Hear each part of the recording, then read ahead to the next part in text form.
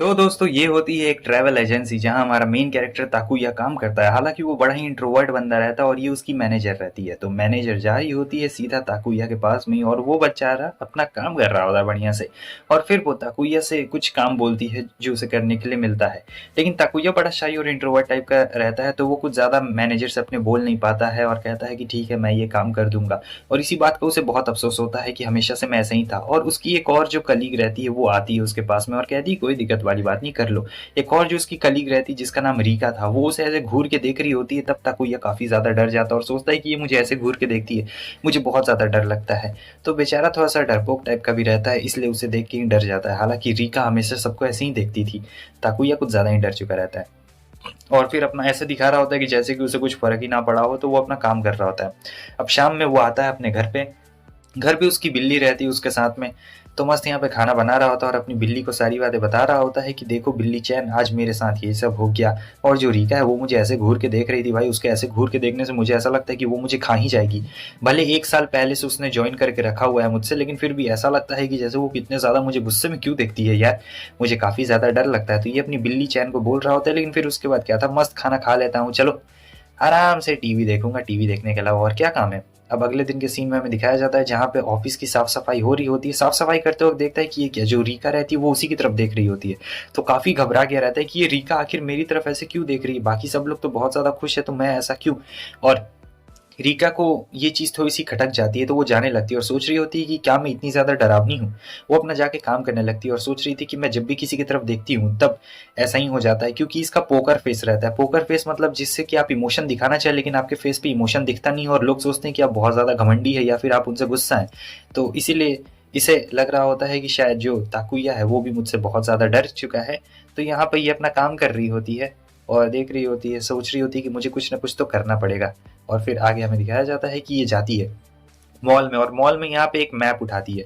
Map इसे बहुत ज़्यादा पसंद रहते हैं। तो मैप पता नहीं इसे देख के क्या अच्छा लगता है और काफ़ी ज़्यादा खुश रहती है। लगभग 400 रुपये में इसे एक मैप मिल गया था और मैप को देख के ही खुश होती है। जैसे किसी को खेलना पसंद है, किसी को कुछ और करना पसंद है, तो इसे मैप देखना बहुत ज़्यादा अच्छा लगता है। अगले दिन ऑफिस के सीन में दिखाया जाता है जहाँ मैनेजर बता रही होती है कि हमारे और भी जो कॉम्पिटिटर्स है वो बहुत ज़्यादा हमसे आगे निकल चुके हैं। तो इसके लिए हमने सोचा है कि हम लोग अलास्का में भी अपना एक ऑफिस लगाएंगे। लेकिन वो अभी नहीं, वो हम लोग अगले साल लगाएंगे। और इसके लिए हमें एक एम्प्लॉय की ज़रूरत पड़ेगी। जो भी वहाँ पे जाएगा उसे डायरेक्टली वहाँ का मैनेजर बना दिया जाएगा। क्योंकि अलास्का में वहाँ पे बहुत ज़्यादा ही पूरा अमेरिका को ये लोग कवर करना चाहते थे। वहाँ पे टूरिज्म बहुत ज़्यादा रहता है ना, इसीलिए, और कंपटीशन भी बहुत ज़्यादा रहता है। लेकिन किसी ऐसे बंदे को चुनना पड़ेगा जिसकी कोई फैमिली ना हो या फिर वो अपने फैमिली से अलग रहे तो उसे कोई प्रॉब्लम बिल्कुल भी ना हो। क्योंकि अलास्का में पता है ना ठंड रहती है और बहुत कम लोग रहते हैं। तब तक कोई हाथ उठाता है और कहता है मैं नहीं जा सकता हूँ, मेरी एक बिल्ली है, मैं अपनी बिल्ली को छोड़ के नहीं जा सकता हूँ। मैनेजर कहती है कि ये बहुत ही फनी एक्सक्यूज है कि तुम्हारी बिल्ली है और तुम नहीं जा सकते हो। हम लोग किसी को भी रैंडमली चूज करेंगे यहाँ पे जाने के लिए। लेकिन अभी चिंता बिल्कुल ही मत करो क्योंकि अभी 365 दिन बाकी है वहां पर और हमारा ऑफिस बनने में अभी टाइम लगने वाला है। पैसे तो खूब मिलेंगे लेकिन भाई अलास्का में अकेले कौन जाने वाला है। यहाँ पर काफी कंफ्यूजन हो गया था सबको। ये तो सोच रहा होता है कि मैं तो ऐसे भी किसी से बात नहीं कर पाता हूँ, वहां जाके घंटा बात करूंगा और मैं क्या करूँ। यहाँ पे बाकी कलीग्स बात कर रहे होते कि पता है हमारा एक और कलीग गया था एक ऐसी ही सुनसान जगह पे, लेकिन उसका अभी तक कुछ भी ट्रांसफर ट्रांसफर का कुछ सीन ही नहीं बना है। वो इतने दिनों से वहीं पर अकेला ही है। लेकिन एक एक है सॉल्यूशन, अगर हम लोग शादी कर लेते हैं तो वो लोग शादीशुदा लोगों को नहीं भेजेंगे, वो लोग सिर्फ सिंगल्स को वहां पे भेजने की कोशिश करेंगे। तो शादी किससे किया जाए। अब ये चीज दोनों सुन रहे होते हैं, रीका भी और ताकुया भी तो अलग सोच रहे होते हैं। यहाँ जो रीका रहती है वो अपने मैप में देख रही होती है कि आखिर ये अलास्का कितनी दूर है भाई, लेकिन ये तो बहुत ज्यादा दूर रहता है। और ये भी सोच रही होती है कि कम्युनिकेशन तो मेरा भी कुछ खास अच्छा नहीं और वहाँ के मच्छर तो बहुत ज्यादा बड़े रहते हैं, मैंने सुना है बिल्कुल मॉन्स्टर टाइप के मच्छर रहते हैं। अब मैं क्या करूँ, वो लोग तो मुझे ही भेज सकते हैं क्योंकि मैं भी सिंगल हूँ और मेरा भी कोई नहीं है ऐसा फैमिली फ्रेंडली। ओहो, तो बेचारी ये भी बहुत ज्यादा ही मुसीबत में यहाँ पर फंस गई रहती है। आगे ताकुया जो था वो पार्क से ऐसे गुजर रहा होता है, तभी उसे सामने से दिखाई देती है जो रीका है वो आ रही है। ये सोचता आज तो छुट्टी है तो मुझे बात नहीं करनी चाहिए, लेकिन फिर यहाँ पे ये हिम्मत जुटाते हुए कहता है कि मैं ऑफिस छोड़ रहा हूँ, मैं ये कंपनी छोड़ रहा हूँ, मैं जाऊंगा, मैं वहाँ अलास्का पे चला जाऊंगा क्योंकि मेरा कोई भी नहीं है। लेकिन वो उससे रोकती है और कहती है कि ये जो तुम्हारी बिल्ली है यही तुम्हारी प्यारी बिल्ली है ना, तुम इसे छोड़ के नहीं जा सकते हो क्यों, है ना।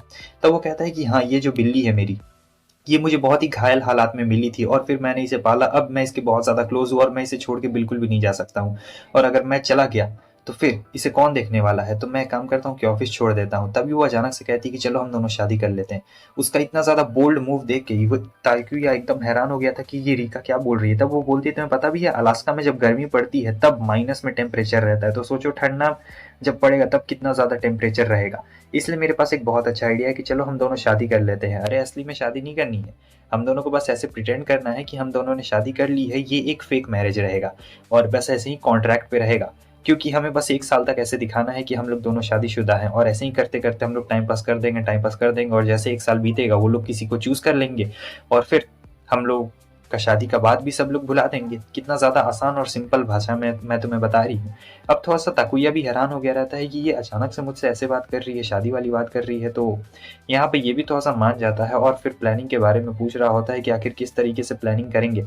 क्या हम लोग नकली में शादी कर रहे हैं? तो वो कहती है कि हाँ, बस हमें ऐसे दिखाना है, पेपर वर्क्स बस ऐसे ही कुछ कर देने हैं और हमारे पास टाइम भी तो रहेगा।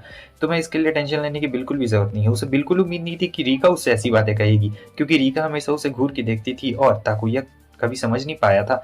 तो यहाँ पे वो प्लान भी बताने लगती है कि कहाँ पे आके मिलना है और कौन-सी क्या-क्या सारी प्लानिंग करनी है और ये सोचता है कि क्या कितनी बोल्ड है यार। और फिर अगले दिन जब ये ऑफिस में जाते हैं तब ये अपने मैनेजर को बता देते हैं कि हम लोग दोनों शादी करने वाले हैं और मैनेजर सुन के बहुत ज़्यादा खुश हो जाती है कि तुम दोनों पहले से ही रिलेशनशिप में थे, तुमने किसी को बताया क्यों नहीं? फिर वो बहुत सारे सवाल जवाब पूछने लगती है मगर कुछ बता नहीं पाता और पीछे से कलीग का मैसेज आ जाता है। तो वो तो चली गई रहती है, अब इन्हें ऐसे ही प्लान करके आगे बढ़ते रहना पड़ेगा। बहुत सारा इन लोग झूठ बोलते हैं, यहाँ पर बहुत सारा झूठ बोलते हैं। जब ऑफिस में दोनों की नज़रें एक दूसरे से मिलती है तब भी दोनों बहुत ज़्यादा ही शर्मा रहे होते हैं, क्योंकि बस ऐसे ही फेक था ना मैरिज यार, क्या बोला जाए। और जो मैनेजर रहती है वो आके बहुत सारा काम इन लोगों को दे रही होती है, खासकर कि ताकुया को। अब ऑफिस में ये लोग अकेले रहते हैं तो मैनेजर का कॉल आया रहता है कि रेस्टोरेंट में आओ और हाँ, साथ ही साथ रीका को भी अपने साथ लेके आना। तो अब ये दोनों जाते हैं वहाँ पे रेस्टोरेंट में, तो ये लोग एक सरप्राइज पार्टी रखा हुआ रहता है इन दोनों के लिए, क्योंकि इन दोनों की शादी होने वाली थी ना इसलिए। और सब लोग उसका खूब मजाक उड़ा रहे होते, कह रहे होते दोनों को तुम लोग तो काफी ज्यादा छुपे रुस्तम निकले, ऑफिस में बात भी नहीं करते हो और यहाँ पे देखो रीका धीरे धीरे कह रही होती है कि हमें ये नाटक ऐसे ही जारी रखना पड़ेगा, हमें इन लोगों को नहीं पता चलने देना चाहिए कि हम दोनों शादी नहीं कर रहे, बस ये सब एक फेक मैरिज है, तुम चिंता मत करो, मैं सारी चीजें संभाल लूंगी। फिर वो एक कमरे में चली जाती है और यहाँ पे तो सब लोग ताकुया का बहुत बड़ा गंदा मजाक उड़ा रहे होते हैं भाई, बहुत ही गंदा वाला, कि तुम प्यार में कैसे पड़े, आखिर तुम दोनों का क्या स्टोरी है। और इधर मैनेजर अपने कलीग से बोल रही होती है कि ये तो बहुत ही सरप्राइजिंग है, दोनों किसी से ही बात नहीं करते थे और दोनों एक दूसरे के प्यार में पड़े हुए हैं, कहीं ये दोनों बहुत लंबा सीक्रेट तो कुछ नहीं ना छुपा रहे हैं। उतनी देर में हम देखते हैं कि जो रीका है वो वहां आ चुकी थी और रीका ने कुछ ज्यादा ही जूस पी लिया था, तो कहती है कि मैं अब यहाँ पे गाना गाने वाली हूँ।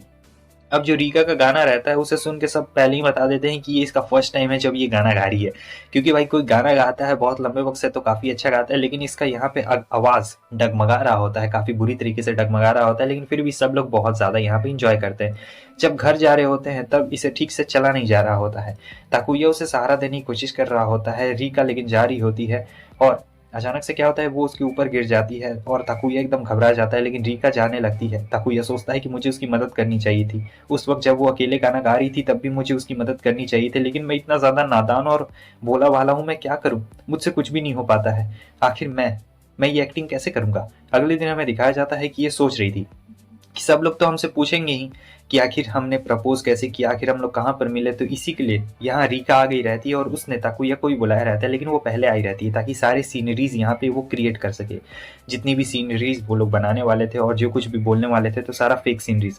तो यहाँ पे वो इमेजिन कर रही होती है कि जो हमारा ताकुया है वो उसके सामने यहाँ टेबल पर बैठा हुआ है। हालांकि वो लोगों का चेहरा याद रखने में उतनी अच्छी नहीं रहती है तो सीनरी कुछ ज्यादा अच्छी बन नहीं रही होती है, तो एक नकली ताकुया आप देख सकते हैं किस तरीके से इसने बनाया रहता है और इससे भी ज्यादा कुछ हो नहीं रहा था। ये इंट्रोवर्ट के साथ साथ बहुत ज्यादा एक होता नहीं है जो सेल्फ ऑब्सेस्ड रहता है, उस टाइप की भी पर्सन रहती है। तो बड़ा ही खतरनाक मैचिंग चल रहा होता है और वो समझ नहीं पा रही होती है कि आखिर मुझे क्या करना चाहिए, शायद मैं इस झूठ को ज़्यादा दिन के लिए नहीं छुपा पाऊंगी, और काफ़ी डरी हुई रहती है कि एक फेक सीनरी भी मुझसे अच्छी तरीके से नहीं बन रही होती। तब तक पीछे से ताकुया आ जाता है और कहता है कि मैं इस लव स्टोरी को पूरी करने में आपकी मदद करूंगा। तो ये लोग जाइंट व्हील पे बैठ चुके रहते हैं और जाइंट व्हील पे बैठने के बाद कुछ कुछ आइडिया हमारा ताकुया भी उसे दे रहा होता है, बता रहा होता है कि किस तरीके से हम लोग और भी ज़्यादा प्लान्स के साथ आ सकते हैं, और उसने कुछ तस्वीरें भी खींची हुई रहती है। और फिर रीका यहाँ पे वेडिंग रिंग्स निकालती है और बोलती कि ये सस्ती वाली है, असली नहीं है, तो हम लोग इससे नकली में पहन लेंगे और बस कुछ दिन के लिए तो एक्टिंग करना है, उसके बाद तो सब लोग भूल ही जाएंगे कि हमारी शादी वाली बात भी हुई है। क्या कहते हो इसके बारे में? लेकिन यहाँ पे जो हमारा ताकुया रहता है वो मन में सोच रहा था कि मैं इससे क्या बोलूँ? अब मुझे प्रपोज करना होगा, उसके लिए कुछ लाइन भी बोलनी पड़ेगी, लेकिन मैं क्या बोलूँ? यहाँ पर तो उसने कुछ भी तैयारी नहीं की रहती और काफ़ी ज़्यादा यहाँ डरा हुआ भी रहता है और सोच ही रहा होता है, कुछ बोल ही नहीं पा रहा होता है। रीका समझ गई रहती है कि इसके दिमाग में चल तो रहा है कुछ, लेकिन ये बोल नहीं पा रहा है।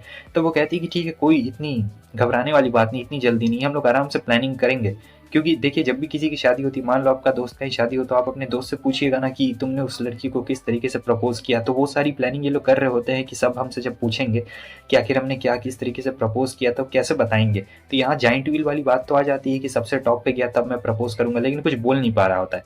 हालांकि रीका बोलती है कि ऑर्डिनरी लाइफ कितनी ज्यादा अच्छी है, चलो कुछ दिन टाइम ले लेते हैं और अच्छी तरीके से अब एक दूसरे को ऑब्जर्व करते हैं। ताकुया अब अपने घर आ गया था, जहाँ पे इसकी बिल्ली तो मजे कर रही होती है और ये अभी भी उसी वेडिंग रिंग के बारे में सोच रहा होता है और ये भी सोचता है कि रीगा ने मुझसे क्या क्या बोला है, हमें बहाने बनाने पड़ेंगे, लेकिन मैं तो किसी से ढंग से बात भी नहीं कर पाता हूँ। आखिर मैं उसे प्रपोज कैसे करूंगा, और जब सब लोग पूछेंगे कि मैंने उसे प्रपोज किस तरीके से किया था तो मैं उन्हें क्या जवाब दूंगा। तो वो रिंग को ऐसे ही देख रहा होता है और सोचता है कि मुझे क्या बोलना चाहिए क्या नहीं बोलना चाहिए। आगे ये रिंग को पहनने की कोशिश कर रहा होता है मगर पहन नहीं पा रहा होता है। सोचिए, इतना ज्यादा डर है, तो बताओ ये तो बहुत ज़्यादा मुश्किल होने वाला है। दूसरी तरफ हमें रीका को दिखाया जाता है, जो यहाँ पे कुछ ज़्यादा ही एक्साइटेड हो गई रहती है और यहाँ मज़े कर रही होती है, क्योंकि काफ़ी अच्छा उसे लग रहा होता है। इसे अकेले रहना पसंद रहता है, समझे। और हाँ, कुछ लोगों को यहाँ पे देखती है कि आसपास में ये घूम रहे होते हैं, तो ये कुछ ज़्यादा एक्साइटेड हो जाती है और सोचती है कि नहीं, वो सब वेडिंग वाली बात थी, वो सब तो बस झूठी कहावत है, झूठी बात है। मुझे इतना ज़्यादा एक्साइटेड बिल्कुल भी नहीं होना चाहिए, मुझे आराम से यहाँ पे रहना चाहिए। तो ये बस थोड़ा बहुत ऐसे वैसे घूम रही होती है और अपने रिंग को देख रही होती है कि भले ये फेक है, लेकिन फिर भी मुझे इतना अच्छा क्यों लग रहा है। अचानक से इसके दोस्त का एक टेक्स्ट आता है जो कि बोलता है कि मैं टोक्यो में हूँ, तुम कहाँ पर हो। तो ये भी उसे जवाब देती है कि हाँ, मैं अभी टोक्यो में नहीं हूँ, लेकिन मैं बहुत ज़्यादा मज़े कर रही हूँ। तो ये ऐसे ही घूम रही होती है, उससे झूठ बोल देती है, अभी भी वहीं पे होती है और थोड़ा बहुत ऐसे ही मज़े कर रही होती है और सोच रही होती है कि मुझे क्या करना चाहिए, अब मैं क्या करूँ। तो टेक्स्ट करने के बाद तो मस्त आराम से जाने लगती है, लेकिन यहाँ पे हमारा जो ताकुया रहता है वो अभी भी दिक्कत में रहता है कि मुझे क्या करना चाहिए यार, इस वेडिंग रिंग को पहन लूँ क्या, पहन लूंगा तो पता नहीं कैसा लगेगा, पहनने के बाद अच्छा लगेगा कि बुरा लगेगा। तो ज़्यादा ये सोच विचार कर रहा होता है और ज़्यादा फिर सोचता नहीं, कहता है कि पहन लेता हूँ। पहनने के बाद इसे ऐसा लग रहा होता है कि बाप रे बाप, मैं कितना बड़ा आदमी बन चुका हूँ। और देखते ही जा रहा होता है, इसे ऐसा लग रहा होता है कि बहुत सारी चीज़ें मैंने कर ली है ज़िंदगी में और एकदम जोश भर गया रहता है। मैं तुम लोगों को बता नहीं सकता हूँ कि कितना ज़्यादा ये एक्साइटेड था, बहुत ज़्यादा एक्साइटेड था। और इसी एक्साइटमेंट में एक फ़ोन आ जाता है, जहाँ पे वो कॉल पे जो बंदा रहता है वो कहता है कि मुझे अच्छी तरीके से पता है कि तुम दोनों नाटक कर रहे हो मैरिज का, और मैं ये बात सबको ज़रूर बता दूंगा। अब ये सुनने के बाद तो ताकुया यहाँ डर गया रहता है और वो सोचता है कि आखिर ये बंदा कौन है, किसका कॉल आया है, मुझे बिल्कुल नहीं पता चल रहा है। तो वो तुरंत ही रीका के पास जाता है, उसे सारी सिचुएशन बताता है और ये भी बोलता है कि ये नहीं पता चल पाया कि वो लड़का है या फिर लड़की है, क्योंकि उसकी आवाज़ बहुत ही ज़्यादा अजीब थी।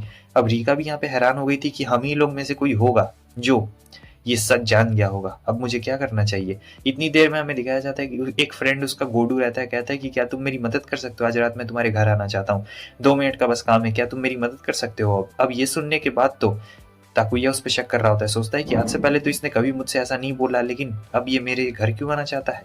लेकिन फिर ये लोग कहते हैं कि ठीक है, तुम हमारे घर आना चाहते हो, तुम हमारे घर ज़रूर आ सकते हो, हम दोनों साथ ही में रहते हैं। और ये सुनने के बाद गुड्डू कहता है कि तुम्हारा बहुत बहुत शुक्रिया।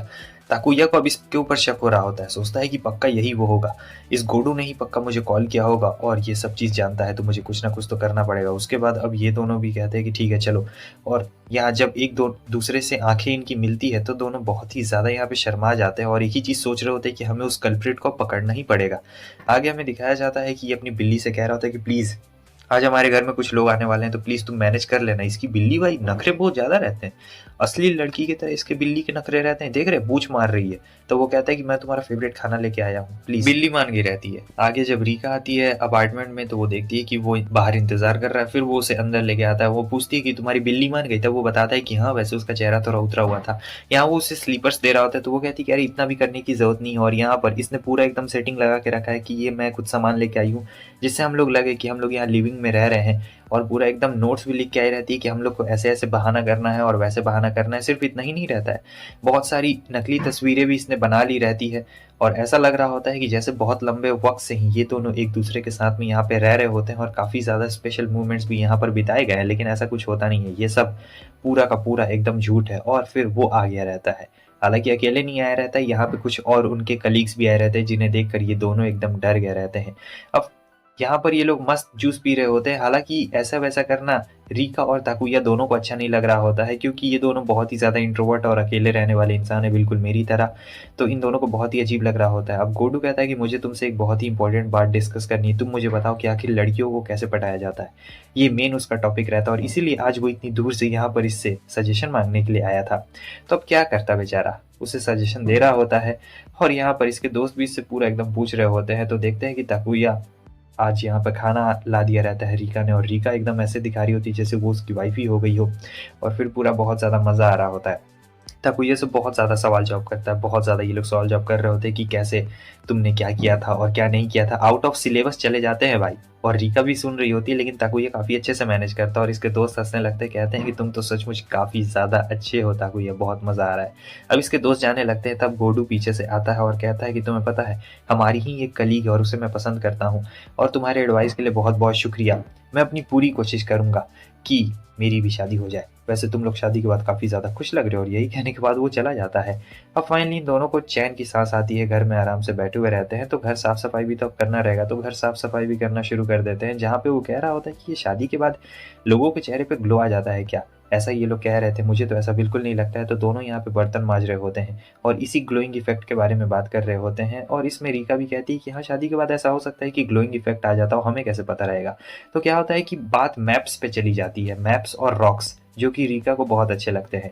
अब ये आवाज़ सुनने के बाद मैप्स और रॉक के बारे में उसका भी चेहरे पे ग्लो आ चुका रहता है, जिसे देखने के बाद ताकुया कहता है। तो ये सुनने के बाद तो रीका के भी चेहरे पे ग्लो आ गया था और वो काफ़ी ज़्यादा यहाँ शर्मा भी गई रहती है, और हमें दिखाया जाता है उस बिल्ली को। भाई ये बिल्ली नहीं घूर रही थी। अब फाइनली यहाँ से रीका जा रही होती है और सोचती है कि आज तो बहुत ज़्यादा मैंने काम कर लिया, और मुझे नहीं लगता है कि हमें ज़्यादा दिन बिताने में ज़्यादा टाइम भी लगने वाला है। ऐसे ही बहाना हमारा चलते रहेगा और काफ़ी ज़्यादा मज़ा भी आने वाला है। इधर ये भी यही सोच रहा होता है, लेकिन दोनों के मन में एक ही सवाल रहता है कि आखिर वो फ़ोन कॉल किया किसने था, कहीं कोई गलत ना समझ ले। फिर अगले दिन हमें दिखाया जाता है कि ताकुया आया नहीं था और रीका देख रही होती है। यहाँ कुछ एडवर्टाइजमेंट्स कैसे ही लगे हुए रहते हैं हवाई जाने के लिए, और बस 351 डेज और बचे हुए रहते हैं। इतनी ही देर में वहाँ पर एक कस्टमर आ चुका रहता है। हालांकि रीका उस पर ज़्यादा ध्यान नहीं देती है, मगर फिर वो देखती है कि ये क्या, बाकी सब लोग तो काम में बिजी हैं और ये कस्टमर थोड़ा बूढ़े हैं। तो रीका उनके पास में जाती है और बोलती है कि सर आप यहाँ से कुछ फॉर्म क्यों नहीं ले लेते हैं और वहाँ पे जाके बैठ जाइए, थोड़ी देर में काउंटर खाली हो जाएगा तो हम आपको वहाँ पे बुला लेंगे। तो वो ओल्ड मैन कहते हैं कि ठीक है, लेकिन बहुत देर के बाद भी कोई नहीं आता है। वो ओल्ड मैन वहीं बैठे हुए रहते हैं। रीका को देख के काफ़ी बुरा लगता है, तो वो उनके पास जाती है और कहती है कि मैं आपकी मदद कर देती हूँ, बताइए आपको सर क्या काम है। तब वो धीरे से कहता है कि मेरा बेटा ताकुया यहाँ पे काम करता है, और वो अपना कार्ड देते हैं। ये एक बड़े कंपनी के सीईओ होते हैं और बोलते हैं कि मेरा बेटा शादी करने वाला है, क्या आपको इसके बारे में पता है? वो इसी जगह पे काम करता है, उसका नाम ताकुया है, और अगर आप उसके बारे में कुछ भी जानती हैं तो प्लीज़ आप मुझे बता दीजिए, मैं उसका फादर हूँ। अब ये सुनने के बाद तो रीका के पैरों तले ज़मीन खिसक जाती है कि उसके फादर को ये बात कैसे पता चल गई। इसका मतलब अब घर का सारा लोड भी मेरे पास आ जाएगा, मुझे ताकुया को जल्द से जल्द बताना पड़ेगा। वो ये ऐसा सोच ही रही होती है। फिर कहती है कि नहीं सर, मैं नहीं जानती हूँ कि ताकुया की शादी होने वाली है। तो वो पूरा निग्लेक्ट कर देती है इनकी बात को। तो वो कहते हैं कि ठीक है, आपका बहुत बहुत शुक्रिया, लेकिन मैं चाहता हूँ कि आप मेरे बेटे को इसके बारे में कुछ भी ना बताएं, इसीलिए हमारी कंपनी की तरफ से आपको एक स्पेशल गिफ्ट, वो उन्हें एक स्पेशल गिफ्ट देके जाते हैं और कहते हैं बाय बाय। उसके बाद वो चले जाते हैं और ये सोचती है कि मुझे इसे बताना पड़ेगा, लेकिन वो तो अपने ऑफिस में रहता ही नहीं है। तो वो उस गिफ्ट को वहीं छोड़ देती है और मैसेज भी उसे कर देती है फ़ोन पे। उसके बाद चली जाती है ओल्ड मैन के पास में, जहाँ पे वो इंतज़ार कर रहे होते हैं, और पता नहीं काफ़ी ज़्यादा गुस्से में क्यों लग रहे होते हैं कि उसकी इतनी हिम्मत मुझे बिना बताए, और वो थोड़ी देख के डर गई रहती है कि आखिर ये क्या हुआ है। तब वो कहती है कि सर मैं आपकी मदद कर देती हूँ, मैं ताकुया को मैसेज कर देती हूँ, लेकिन वो कहते हैं कि नहीं इसकी कोई ज़रूरत नहीं है। तब रीका कहती है कि नहीं सर, आप हमारे क्लाइंट हैं तो हम आपकी मदद कर देते हैं, आप आइए मेरे साथ बात करिए। उसने ताकुया को मैसेज कर दिया था और यहाँ पे पूछती है तो बताइए आखिर बात क्या है। तब ये बोलते हैं कि देखिए, मेरा बेटा जो ताकुया है वो मेरा सबसे बड़ा बेटा है, और हमारे फैमिली के ट्रेडिशन के हिसाब से ऐसा नहीं होता है कि वो अपनी मर्जी से शादी कर ले। अपनी मर्जी से कर सकता है, मगर ऐसे डायरेक्टली बिल्कुल नहीं। हम लोग पहले डॉल्स बनाएंगे, डॉल्स को ऐसे शादी करवाया जाता है, ये कोई उनका कल्चर होगा। तो उस कल्चर में सिर्फ इतना ही नहीं होगा, आस पड़ोस के जितने भी लोग होंगे, फैमिली मेम्बर्स होंगे, और भी बहुत सारे कंपनी के लोग होंगे, क्योंकि इनकी खुद की एक कंपनी रहती है।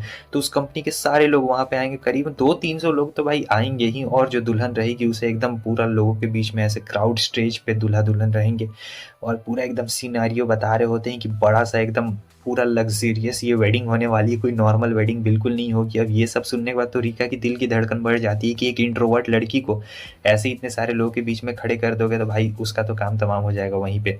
और यही बात वो उसे बता रहे होते हैं कि हमारी तरफ वेडिंग ऐसे होती है, पूरे धूमधाम से मनाई जाती है, और वैसे वो मेरा बड़ा बेटा, और अगर हमने ऐसे वेडिंग नहीं की तो हमारी नाक कट जाएगी यार समाज के सामने, आप समझने की कोशिश करिए। अब ये जो सारा मैसेज था उसने हमारे ताकुया को कर दिया था कि तुम्हारे फादर आए हैं, और इसने मैसेज पढ़ लिया था। ताकुया के फादर वहाँ पे उसे उसके बारे में बता रहे होते, तब तक ताकुया वहाँ पे आ गया रहता है और रीका से कहता है कि ज़रा तुम 1 मिनट चलना तो मेरे साथ में। और ताकुया के फादर कह रहे होते हैं कि आखिर तुम यहाँ पर क्या कर रहे हो, अचानक से आ गए। और फिर ये बाहर जाके बोल रहा होता है, और फिर रीका कहती है कि देखो मुझे माफ़ कर देना, मुझे ये सब नहीं करना चाहिए था, लेकिन ये सब कुछ ज़्यादा ही स्पीड से हो गया। तब ताकुया कहता है कि इसमें तुम्हें इन्वॉल्व होने की कोई भी ज़रूरत नहीं है, ये सारी चीज़ें मैं खुद संभाल लूँगा, क्योंकि ये मेरा अपना फैमिली मैटर है। तो यहाँ पे रीका कुछ भी नहीं बोलती है, सोचती है कि हाँ ये बिल्कुल सही कह रहा है, ये इसका अपना पर्सनल फैमिली मैटर है, लेकिन वो आके बैठ जाती है और वहीं पे उनकी बातें सुन रही होती है, जहाँ पे ताकुया के फादर ये बोलते हैं कि देखो जितनी भी बातें मैंने तुमसे बोली थी वो सारी बातें मैंने झूठ बोली थी। ऐसा वेडिंग हमारे तरफ होता तो है, लेकिन अब गांव में बहुत ही कम लोग बच गए हैं, तो हमारे तरफ वैसी वेडिंग होना बहुत ही ज़्यादा मुश्किल है। और फिर अपने गांव के बारे में बड़ाइयाँ करने लगते हैं, लेकिन ताकुया को बिल्कुल भी पसंद नहीं आ रहा होता है कि वो क्या बड़ाइयाँ कर रहे हैं उसके गाँव के बारे में। हालांकि इनका गाँव बहुत ही ज़्यादा खूबसूरत रहता है, जो कि ताकुया का असली घर था। रीका कहती है कि मुझे इसके बारे में पता है। वो कहते हैं तुम्हें इसके बारे में कैसे पता था। वो कहती है कि ये मैप, मुझे मैप्स देखना बहुत अच्छा है, और आप जिस जगह की बात कर रहे हैं मैं जानती हूँ उस जगह को, वो जगह बहुत ही ज़्यादा अच्छी है। ये देख के उसके फादर भी काफ़ी ज़्यादा खुश होते हैं और कहते हैं कि वाह। और फिर ताकुया के बारे में बताते हैं कि वो भी वहीं पला बड़ा है और उसे मेढक पकड़ना बहुत ही ज़्यादा पसंद है, उसने काफ़ी ज़्यादा मज़े किए हैं। अब ये सुनने के बाद तो रीका हैरान हो जाती है कि वाह ताकुया का ये भी साइड है। मैं तो समझती थी कि ये बहुत ही शाई टाइप का लड़का है, लेकिन नहीं, ऐसा बात बिल्कुल नहीं है।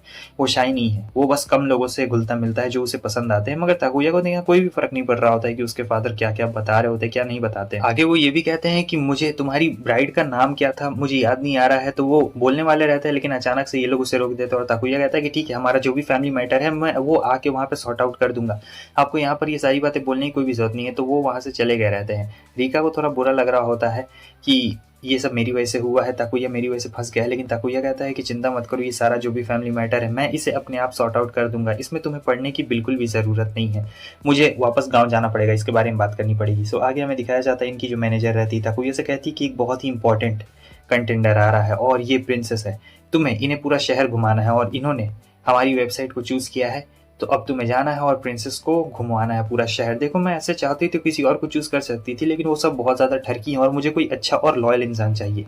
और हाँ याद रखना, ये जो प्रिंसेस है इन्हें लड़कों का बहुत शौक है, तो तुम थोड़ा संभल के भी रहना, कहीं तुम पे कुछ आ ना जाए ब्लेम व्लेम। और ये काफ़ी डर गया रहता है कि जी मैम पता नहीं कहाँ मुसीबत में फंस गया हूँ। और सब लोग यहाँ पे इसी बारे में बात कर रहे होते हैं कि जो ताकुया है वो प्रिंसेस को लेके जाएगा घुमाने के लिए, प्रिंसेस ने उसे चूज़ किया और ये प्रिंसेस बहुत ही ज़्यादा रिच है, और अगर कुछ भी ऊंच नीच होती है तो यहाँ पे ताकुया बहुत ही गंदा फंसने वाला है। रीका ये सारी बातें सुन रही होती है और ताकुया अलग ही प्रेशर में रहता है कि मुझे क्या करना चाहिए क्या नहीं करना चाहिए। रीका सोचती है कि मैं उसकी मदद करूँ क्या, लेकिन नहीं, मुझे ये सब नहीं करना चाहिए, ये सब उसे अकेले ही हैंडल करना चाहिए, मैं जाऊंगी तो प्रॉब्लम हो जाएगी, इसलिए वो कुछ भी नहीं करती है और चुपचाप बस खड़े होकर ताकुया को देख रही थी। सो फाइनली हम देखते हैं कि प्रिंसेस का इंतजार कर रहा होता है कि प्रिंसेस कहाँ पर है, लेकिन पीछे से प्रिंसेस आ चुकी रहती है और वो इंग्लिश में यहाँ पर बोलने की कोशिश कर रही होती है, लेकिन जापानीज़ में बोलने की कोशिश कर रही होती है। मगर वो कहता है कि अगर आपको नहीं आ रही जापानीज़ तो आप इंग्लिश में भी बोल सकती हैं। और ये बहुत ही रिच रहती है, मगर पता नहीं गार्ड से कैसे बच के यहाँ पे भाग गई थी। तो ये बता रही होती है अपने बारे में और ये भी बोलती है कि हाँ मेरा नाम क्लाउडिया है, चलो तुम मुझे दिखाओ, जगह दिखाओ, आखिर यहाँ पर कौन कौन सी जगह है, मैं सारी जगह घूमना चाहती हूँ। लेकिन उसने ये नहीं बताया रहता है कि वो कहाँ पे घूमना चाहती है, और उसने कुछ डेस्टिनेशन भी ऐसे प्लान नहीं किया रहता है प्रिंसेस क्लाउडिया ने, वो बस इसे डायरेक्टली कह देती है। और हमारा ताकुया ने भी कुछ प्लानिंग किया रहता है, उसे भी पता रहता है कि जो प्रिंसेस है उन्हें क्या क्या पसंद है, लेकिन प्रिंसेस का कुछ प्लानिंग ही नहीं रहता है, तो अब वो उन्हें कहाँ पे घुमाएगा। ये काफ़ी ज़्यादा टफ चैलेंज उसके लिए रहता है। मगर ये प्रिपेयर होके आया था कि प्रिंसेस को क्या क्या पसंद है और क्या क्या नहीं पसंद है, तो वो कहता है कि ठीक है चलिए मैं आपको घुमा के लेके आता हूँ। तो वो उसे बहुत सारी जगह पे लेके जाता है, श्राइन्स पे लेके जाता है, जहाँ पे मैरिज होती है वहाँ पे लेके जाता है। और फिर सोच रहा होता है कि ये जो प्रिंसेस है इन्हें बिल्लियाँ बहुत ज़्यादा पसंद है, तो बिल्लियों के पास भी लेके जाता है, ऐसी ऐसी जगह लेके जाता है जो कि प्रिंसेस की फेवरेट हो सकती है। और फिर बहुत ज़्यादा घुमा रहा होता है और बॉस भी उसकी पूछ रही होती है, तब वो बोलता है कि हाँ सारी चीज़ें यहाँ पर बिल्कुल ठीक है, बहुत ज़्यादा मज़े कर रहे होते हैं ये दोनों साथ मिलकर। फिर वो कहती है कि मुझे किसी ऐसी जगह पे लेके चलो जहाँ पर बहुत ज़्यादा अलग माहौल हो। अब ये सोच रहा होता है कि ऐसी कौन सी जगह पे लेके चलूँ जहाँ पे बहुत ज़्यादा अलग माहौल हो, और प्रिंसेस एकदम चैलेंज की तरह उसे दे रही होती है। लेकिन ताकुया ने भी चैलेंज को एक्सेप्ट कर लिया रहता है और कहता है कि ठीक है मैं आपको एक ऐसी अनयूजुअल जगह पे लेके चलूँगा जहाँ पर कोई भी बहुत ज़्यादा एक्साइटेड होगा और वो उसे लेके जाता है स्कूल की रूफटॉप पे। अब बाहर से कोई बंदा आए तो वो एनिमे तो देखता ही है, और एनिमे का रूफटॉप भाई जाना किसी का सपना रहता है बाहर वाले बंदे का। तो वो उसे एनिमे रूफटॉप पे लेके आया रहता है और प्रिंसेस काफ़ी ज़्यादा खुश होती है, कहती कि भाई ये तो बहुत ही ज़्यादा अच्छा है, क्योंकि प्रिंसेस फॉरेनर रहती है ना, और इतना ही नहीं रहता है, वो प्रिंसेस के लिए एक स्पेशल गिफ्ट भी लेके आया रहता है और कह रहा होता है कि ये लीजिए आप इसे पहन लीजिए। वो पूछती है कि इसमें क्या है, लेकिन वो कहता है कि आप ज़रा पहन के तो देखिए। तो उसमें स्कूल की यूनिफॉर्म रहती है। अब बिल्कुल लग रहा होता है कि ये जापान की रहने वाली है, लेकिन ये जापान की रहने वाली नहीं थी। प्रिंसेस काफ़ी ज़्यादा खुश थी और यहाँ पे सभी लोग बात कर रहे होते हैं कि प्रिंसेस को लड़कों का शौक है, और कहीं ताकुया के साथ कुछ वैसा वैसा हो गया प्रिंसेस को लेके तो भाई बात बहुत बदल जाएगी। और यहाँ पे रीका के सामने वो लोग कह रहे होते हैं, तो कुछ लोग कह रहे होते हैं कि यार ये रीका यहाँ सामने बैठी हुई है, ऐसी बातें बिल्कुल ही मत बोलो उसके सामने में। लेकिन ये सारी बातें सुन रही होती है। प्रिंसेस को लड़कों का शौक रहता है, मतलब तुम समझ रहे हो ना कहाँ तक बात जा सकती है। आगे हम देखते हैं कि प्रिंसेस काफ़ी खुश होती है और ये एनिमे के बारे में बता रही होती है कि मुझे ये वाला एनिमे पसंद है और मैं उसी की तरह लग रही हूँ। अच्छा हाँ, मुझे अच्छा याद आया, मेरी एक और लास्ट इच्छा है। मेरी एक लास्ट इच्छा ये है कि तुम मुझे अपने अपार्टमेंट में लेके चलो। वो डायरेक्टली उसे बोल देती है। अब जब वो बोल देती है तो ताकुया यहाँ पे काफ़ी ज़्यादा घबरा जाता है, लेकिन वो प्रिंसेस को मना करता है या फिर नहीं करता वो तो आगे देखा जाएगा। तब तक ये आ गई रहती है, सोचती है कि इसके अपार्टमेंट में ये इसे कुछ देने के लिए आई रहती है लिफाफे में, और सोच रही होती है कि अभी तो वो यहाँ पे नहीं होगा, और वैसे भी यहाँ तो कोई भी लड़की नहीं आती, ना ही कोई आता है, तो ये काफ़ी अच्छा है, मैं यहीं पे गिफ्ट दे दूंगी ताकुया को। तो वो सोचती है कि लेटर बॉक्स में जाके गिफ्ट डाल देती हूँ, लेकिन लेटर बॉक्स में तो बिल्कुल भी जगह नहीं रहती है। वो सोचती है कि चलो ऊपर जाके देती हूँ, लेकिन लड़कियों की आवाज़ आ रही होती है। तो सोचती है कि अरे ये कौन लड़की है, कहाँ से ये आवाज़ आ रही है। फिर वो ध्यान से सुनने लगती है और सोच रही होती है कि नहीं, ऐसा बिल्कुल नहीं हो सकता है, मेरे अलावा यहाँ पे और कोई भी लड़की नहीं आ सकती है। तो वो झांक के देखती है और अपने कलीग्स की बात याद कर रही होती है कि कहीं प्रिंसेस और ताकुया दोनों साथ मिलकर तो, लेकिन सोचती है कि नहीं, मुझे ऐसा बिल्कुल नहीं सोचना चाहिए। शायद वो उन्हें अपना अपार्टमेंट घुमाने के लिए लेके आया होगा, क्योंकि प्रिंसेस को कोई भी मना नहीं कर सकता है। लेकिन उन लोगों को शक हो जाता है कि यहाँ कोई खिड़की पे है क्या, कोई उनकी बातें सुन रहा है क्या। और जैसे ही वो लोग खिड़की के पास आते हैं तब देखते हैं कोई भी नहीं रहता। ताकुया कहता है कि आने जाने वाला रास्ता है, तो कोई और पर्सन भी हो सकता है। अब रीका सोच रही होती है कि मुझे यहाँ से खिसक लेना चाहिए। तो रीका सोचती है कि नहीं, मुझे इनके बारे में ऐसा बिल्कुल भी नहीं सोचना चाहिए, ये बस उन्हें ऐसे ही घुमाने के लिए लेके आया होगा। दोनों के बीच में ऐसा बिल्कुल नहीं लग रहा है। मगर रुको, वो स्कूल वाली यूनिफॉर्म और फिर अपने कलीग्स के बारे में सोच रही होती है कि वो लोग जो बात बोल रहे थे, और ये दूसरी बार, ऐसे पहली बार मैं देख रही हूँ किसी लड़की को लेके आया है अपार्टमेंट में, ये तो बहुत ही ज़्यादा कॉम्प्लेक्स बात है, मुझे क्या करना चाहिए आगे। प्रिंसेस दरवाज़ा खोलने वाली रहती है, ताकुया मना करता है कि नहीं वो दरवाज़ा मत खोलिए, क्योंकि वहाँ पे उसकी प्रिंसेस रहती है जो कि बिल्ली रहती है, और फिर वो अपना पंजा मारती है जिससे दोनों डर गए रहते हैं। एक चिल्लाने की आवाज़ आती है और ये अंदर आ जाती है, देखती है कि ये दोनों ये कौन से पोजीशन में। वो कहती है कि नहीं मैं जा रही हूँ, मुझे माफ़ कर देना, मैं यहाँ पे आ गई।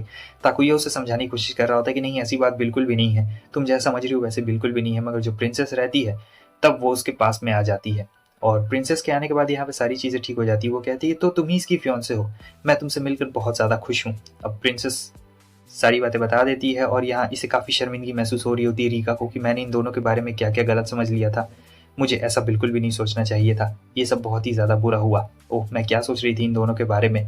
और फिर प्रिंसेस बोलती है कि नहीं तुम्हारा फियांसे बहुत अच्छा है, जब मैंने उससे कहा था कि मुझे अपने घर पे ले चलो तो उसने बताया था कि उसकी इंगेजमेंट हो चुकी है और वो ऐसे ही किसी को लेके नहीं जा सकता है। तुम्हें पता है तुम बहुत ही ज़्यादा लकी लड़की हो, ऐसा हस्बैंड हर किसी को नहीं मिलता है, बहुत कम लोगों के नसीब में रहता है। मेरे मेरे बारे में बात कर रही है शायद। और फिर ये भी बताती है कि तुम पता है तुम कितनी ज़्यादा लकी हो, लेकिन वो कहती है कि अरे नहीं नहीं, और ये बोलती है कि मेरी भी एक लवर थी, तुम्हें पता है हम लोग दोनों एक दूसरे से बहुत प्यार करते थे। हम दोनों का मतलब क्या ही बताएं, हम दोनों की बॉन्डिंग इतनी ज़्यादा अच्छी थी कि मैं तुम्हें इसके बारे में क्या बताऊं। और वो एक लड़की रहती है, मतलब ये किसी लड़के से नहीं लड़की से प्यार करती थी, मगर कुछ फैमिली सिचुएशन की वजह से प्रिंसेस को एक प्रिंस से ही शादी करनी पड़ती है। हालांकि उस प्रिंस को ये कभी एक्सेप्ट नहीं करती है दिल से, अब बस ऐसे ही शादी कर लिया गया रहता है, लेकिन कभी भी दिल से एक्सेप्ट नहीं किया गया रहता है। और तुम दोनों को देख के मुझे ऐसा लगता है कि एक नॉर्मल जापानीज कपल ऐसे ऐसे अपार्टमेंट में रहते हैं, छोटे से अपार्टमेंट में रहते हैं, भाई मुझे भी ऐसे ही छोटे से अपार्टमेंट में रहना है। मुझे तुम दोनों को देख के बहुत ही ज़्यादा मतलब जेलस फील हो रहा है कि मैं इतने बड़े घर में रहती हूँ, मुझे बड़े घर में नहीं रहना, मुझे भी ऐसे ही छोटे मोटे अपार्टमेंट में रहना है अपनी प्यारी लेडीज़ के साथ में।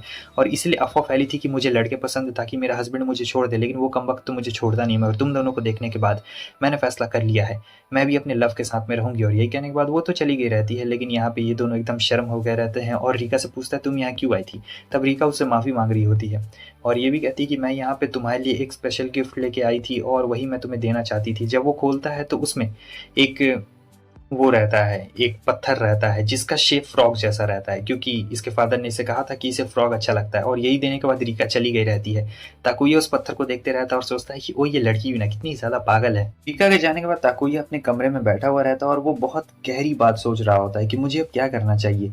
क्या मुझे अपने पेरेंट्स के घर जाके उन्हें सारी बातें सच-सच बता देनी चाहिए? और यहाँ पे ये रीका के बारे में भी सोच रहा होता है, क्योंकि उसने उसे फ्रॉग वाला पत्थर जो दिया था, लेकिन फिर सोचता है कि नहीं, मुझे ऐसा बिल्कुल नहीं सोचना चाहिए।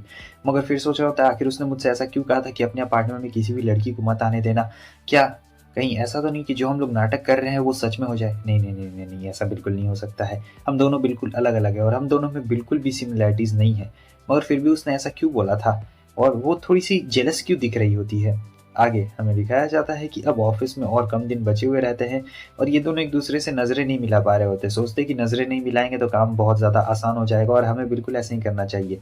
तो जो घोड़ा रहता है वो आ गया रहता है ताकुया के पास में, और घोड़ा उससे ये भी कह देता है कि तुम अपने पेरेंट्स के घर जा रहे हो ना, लगता है तुम लोग की बात काफ़ी ज़्यादा आगे तक बढ़ने वाली है। अब ये सुनने के बाद तो रीका और सभी हैरान हो चुके रहते हैं कि आखिर ये घोड़ा को इस बारे में कैसे पता चल गया। लेकिन फिर जो ताकुया रहता है वो बोलता है कि नहीं, नहीं, ऐसी कोई भी बात नहीं है, वहाँ पर मैं अपने काम से जा रहा हूँ, क्योंकि वो जानता था कि अगर रीका भी इसमें फँस जाएगी तो बहुत ज़्यादा प्रॉब्लम हो जाने वाली है और कोई भी इसे नहीं रोक सकता है। इसलिए वो कहता है कि नहीं, रीका नहीं जा रही है, वो मैं अपने काम से जा रहा हूँ अपने घर पे। इसमें रीका का कुछ भी, इससे कुछ भी लेना-देना बिल्कुल भी नहीं है। और फिर यहाँ पे रीका को एक कॉल आ जाता है, उसी बंदे का कॉल आया रहता है और वो कहता है कि मैं अच्छी तरीके से जानता हूँ कि तुम दोनों क्या छुपा रहे हो और तुम्हें भी उसके साथ में जाना पड़ेगा। तो ये बंदा इन लोगों को ब्लैकमेल कर रहा होता है भाई, एक तरीके से कह रहा होता है कि मैं तुम लोग के बारे में सब चीज़ जानता हूँ और मैं तुम लोग को देख रहा हूँ। तुम्हारे मैरिज के बारे में और कौन मिलने आया था ताकुया से, उसके बारे में भी सारी डिटेल्स मैं जान के रखा हूँ। अब यहाँ पे दोनों बहुत ही ज़्यादा मुसीबत में फँस चुके रहते हैं। सो जो ताकुया रहता है अपनी प्रिंसेस यानी उस बिल्ली को केयरटेकर के पास छोड़ देता है और एक ही चीज़ सोच रहा होता है कि आखिर किसने रीका को फ़ोन किया होगा? आखिर कौन है वो? हमारे ऑफ़िस का ही कोई कलीग हो सकता है जो हमारे ऊपर नज़र बना के रखा हुआ है, लेकिन मैंने सोचा है कि मैं सबसे पहले तो उसे अपने पेरेंट्स के घर तक तो ऐसे लेके जाऊँगा और फिर हम लोग होटल में रह लेंगे आराम से, और यही इसका मस्त प्लान रहता है। लेकिन फिर सोचता है कि अरे बहुत ज़्यादा पैसे भी खर्च हो जाएँगे, तो एकदम दिमाग ख़राब हो जाता है। यहाँ पे वो लेडी कुछ और ही सोच रही होती है और कहती है कि तुम बिल्कुल भी टेंशन मत लो, सारी चीज़ें बिल्कुल ठीक होगी, क्योंकि सबको पता था कि अब ये अपने होम टाउन जा रहा है। आगे ये भी चेक कर रही होती है कि आखिर वो टाउन कहाँ पर है और कितना ज़्यादा बढ़िया है, तो प्लेट्यू प्लेस जो भी होता है चेक कर रही होती है, सोचती है कि मुझे क्या ड्रेस पहनना चाहिए। तभी इसे याद आता है कि इसकी मॉम ने इससे कहा था कि तुम्हें जो भी पसंद है तुम वो पहन सकती हो, कोई भी तुम्हें बताने वाला नहीं है कि तुम्हें क्या पहनना चाहिए। अब यहाँ पे इंतज़ार कर रहा होता है, तब वो आ चुकी रहती है और काफ़ी ज़्यादा यहाँ पे ब्यूटीफुल लग रही होती है। वो उसे देखकर तो ये एकदम हिल गया रहता है, कुछ बोल ही नहीं पा रहा होता है। तो रीका को भी थोड़ी-सी शर्म आ रही होती है, क्योंकि वो ऐसा ड्रेस पहन के निकली हुई रहती है ना बहुत लंबे वक़्त के बाद में, तो वो समझ जाती है कि कुछ हो रहा है। तब वो ताकुया से कहती है कि तुम्हें मेरी फैमिली के बारे में जानना है, क्योंकि मैं तुम्हारी फैमिली के बारे में बहुत कुछ जानती हूँ और तुम मेरे फैमिली के बारे में बिल्कुल भी नहीं जानते हो। वो कह रहा होता है कि नहीं, नहीं, मुझे तुम्हारी फैमिली के बारे में बिल्कुल नहीं जानना है, मगर रीगा कहती है कि अरे नहीं, जान लो, मैं तुम्हारी फैमिली के बारे में इतना कुछ जानती हूँ, तुम मेरे बारे में नहीं जानते हो तो कैसा लगेगा? वो कहता है कि अच्छा ठीक है, बता दो, आखिर किस तरीके की फैमिली है तुम्हारी? तब ये बताना शुरू कर रही होती है अपने बचपन के बारे में कि बचपन में इसके फादर नहीं थे, तो ये और इसकी मॉम ही रहा करती थी। तो बात कुछ ऐसा था कि इसकी जो मॉम है वो इधर-उधर ट्रिप्स पे जाया करती थी, क्योंकि उनका बिज़नेस ही कुछ ऐसा था। तो हमारा रीका का बचपन लगभग घर में अकेले ही गुज़रा है, क्योंकि इसकी मॉम कभी भी नहीं रहती थी, जब भी आती थी तो इसके लिए खाना और नोट हमेशा छोड़ के जाती थी।